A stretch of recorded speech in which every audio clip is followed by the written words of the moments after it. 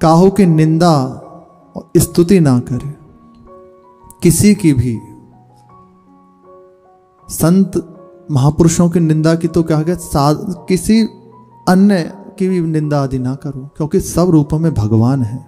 आप निंदा स्तुति करेंगे तो भगवत दर्शन कब होगा। इसलिए कुछ चीज़ों की सावधानी यदि रख ली जाए ना तो बहुत जल्दी रंग आ जाता है। बस ये जो हमसे छोटी छोटी त्रुटियां हो जाती है ना, इस कारण से उपासना में चलते हुए भी धाम की करुणा कृपा का अनुभव नहीं होता। किसी से क्रोध विरोध ना करें, फिर से समझ लें, परिस्थिति पैदा की जाएगी आपको पक्का करने के लिए, आपको बस संभलना है। यदि आप निरंतर नाम रटन करते हैं, अपने गुरु की उपासना में है, तो निश्चित आपके हृदय में ऐसा बल विवेक जागृत हो जाएगा। आप पहचान जाओगे कि नहीं नहीं, मुझे फंसना नहीं है, मैं इधर फंसने नहीं आया, मुझे प्रभु की प्राप्ति करनी है, मुझे उनका प्रेम प्राप्त करना है। इसलिए मुझे किसी से क्रोध नहीं करना, विरोध नहीं करना। ये उपासना से, नाम की कृपा से बहुत जल्दी हृदय में जागृत होने लगता है। निंदा स्तुति ना करें, सर्वत्र भगवान है। किसकी निंदा, किसकी स्तुति, किसी भी ये जो झगड़े आदि में ना पड़े। सबसे पहले अपना काम बना ले, स्तुति प्रभु की, प्रभु है ना, या उनके प्रतिरूप महापुरुष जन, संत जन, उनकी। अन्य ना तो किसी की स्तुति ना किसी की निंदा, बस मौन हो गए। श्री हरिराम व्यास जी कहते हैं कि हम अपने प्रिया प्रीतम की सेवा में रहते हैं, रात दिन उनका नाम रटन करते हैं, भजन करते हैं, और ना किसी को श्राप देते ना आशीर्वाद देते। व्यास न देत आशीष श्राप, इससे उदासीन रहकर निरंतर अपने प्रभु में लगे रहते हैं। जरा सी चूक हो गई, आप देखिए श्री व्यास जी महाराज से, कबीर दास जी महाराज के लिए भगवत चर्चा करते हुए उन्होंने ऐसा कुछ कहा नहीं, पर निकल गई बात, हृदय की लीला रुक गई। बहुत बड़ी बात है। आप किस कोटि से समझें प्रभु जाने, पर बहुत बड़ी बात है। केवल वाणी से थोड़ी सी अवहेलनात्मक बात निकल गई तो हृदय का लीला रुक गई। नित्य सहचरी हैं प्रिया प्रीतम की विशाखा अली, वही श्री हरिराम व्यास जी के रूप में आचार्य रूप से प्रकट हुए हैं। यहाँ नित्य लीला रुक गई उनकी। श्री रूप जी महाराज अपने लीला चिंतन में बैठे हुए हैं, एक लता को, और लीला में देख रहे हैं कि श्री प्रिया जो पुष्प तोड़ रही है, तो पुष्प की डाली नीचे नहीं आ रही।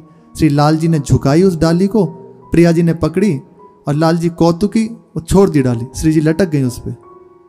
अब ये देख के उन्हें हंसी आ गई। अब सखियों का विनोदी ये है, वो देख रहे, दोनों खेल रहे हैं, प्रिया प्रीतम आपस में खेल रहे हैं, सखियां देख के आनंदित है। ये देख के हंसी आ गई। तो एक संत जा रहे थे वहां से, उनके पैर खराब था, हृदय में क्षोभ हो गया, ये मैं किसी योग्य नहीं हूं, और अभंग है ना शरीर, इसलिए मेरे ऊपर हंस रहे हैं। हृदय की लीला रुक गई। अब बताओ क्या अपराध उनका, कोई अपराध अपने आनंद में, लेकिन रुक गई। इसलिए कहा जाता है कि हर समय गंभीर है, उदासीन है। महापुरुषों को देखो, शांत एकांत अपने में रहते हैं, ना किसी के पास जाते ना किसी के पास आते। जो आ गए प्रणाम है, नमस्कार है, और सब उस वंदना है, पर किसी के पास जाना नहीं, आना नहीं, अपने प्रभु में लगे रहना। इसलिए किसी की निंदा स्तुति ना करे। एक उपासक जो आज कंठी बांधा है गले में, प्रभु का दासत्व स्वीकार कर लिया, आज अभी इसी क्षण जरा सी उसके प्रति आपकी अवहेलना वृत्ति हो जाएगी ना, आपका हृदय शुष्क हो जाएगा, एक सहज चिंतन की धारा रुक जाएगी, हृदय में कठोरता आ जाएगी, और हम जान नहीं पाते। और फिर यही छोटी सी गलती हमें अपनी उपासना से इतना अलग कर देती है कि प्रभु से विरोध हो जाता। कहते हैं क्या दिया हमें प्रभु ने, इतने समय से लगे। तो आप देखो आप हो कहाँ, आप कर क्या रहे हो, क्या वैसे जैसे चलना चाहिए चल रहे हैं? कुछ ही समय यदि ईमानदारी से दैन्य होकर उपासना में लग जाए तो हृदय विकल हो जाएगा प्रभु के लिए। नहीं होता ना, कारण हम ये चूकों को करते रहते हैं। कह रहे हैं धाम में रह के किसी की निंदा स्तुति, एकदम शुद्ध अपने मार्ग में लगे रहें, और किसी के भी निंदा स्तुति आदि में ना पड़े, किसी से वैर विरोध ना करें, कोई पाप ना करें। पाप जो आज्ञा की हुई है, जो वैष्णव आचरणों के प्रतिकूल हैं, वो ना करें। ऐसा कोई भी चेष्टा जिससे हमें प्रभु से अलग होना पड़े, विपरीत वृत्ति हृदय में आ जाए। इसलिए बार बार अपने मन को संभारी के, संसार सो हटाए के इन श्री राधा माधव में लगाते रहे। बाबा कह रहे हैं ये सामर्थ्य कृपा से आ जाती है। फिर देखो आनंद की बाढ़ यदि ना आए तो कहनो, बाबा कह रहे हैं, क्योंकि जी रहे हैं, अनुभव किया है उस बात का। आप जो कुछ करें पूरी सत्यता से करें, खास बात है ईमानदार रहें अपनी उपासना में, ईमानदारी पूर्वक, तो निश्चित प्रभु देख ही रहे हैं, एक एक बात का हिसाब करेंगे प्रभु। लेकिन हमसे त्रुटि हो जाती है, पूरा पूरा जीवन बीत जाता है, कुछ अनुभव नहीं होता। कारण गलती हमारी ओर से होती है, हम मनोरंजन में समय बिता देते हैं। कह रहे हैं अपनी वृत्ति को इनमें लगा तो रहे, और ये उनकी कृपा से आता रहता है। सत्संग सेवा यहाँ लगानी नहीं पड़ती, यहाँ वृत्ति चुराते हैं प्रभु। श्री चंचल चित्त आकर्षिणी श्री स्वामिनी जी का नाम है, और श्री लाल जी को कहते हैं पाप चोरम, अनेक जन्मार्चित पाप चोरम नाम है ना। प्रभु को एक चोर कहा जाता है ना, चोर जार शिखामणि माखन चोर, तो प्रभु का एक नाम है अनेक जन्मार्चित पाप चोरम, ऐसे कहते हैं चोराग्रगण्यम शरणम प्रपद्ये। ऐसे चोर को हम प्रणाम करते हैं, आपके चित्त वित्त को चुरा लेंगे। क्यों? हम तैयार हो जाएं। तैयारी जैसे जो आज्ञा हो रही है सत्संग में सुनने को मिल रहा है, बस ये जीवन में आ जाए तो बहुत जल्दी प्रभु की करुणा कृपा का अनुभव होने लगेगा।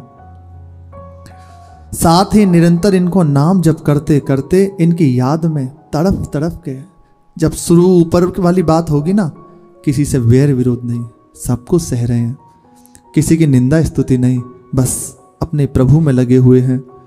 किसी कोई पाप आदि नहीं बनता, पाप तभी बनता है प्रभु की विमुख होने के कारण, प्रभु से विमुख होने के कारण ही अपराध बनते हैं, पाप बनते हैं।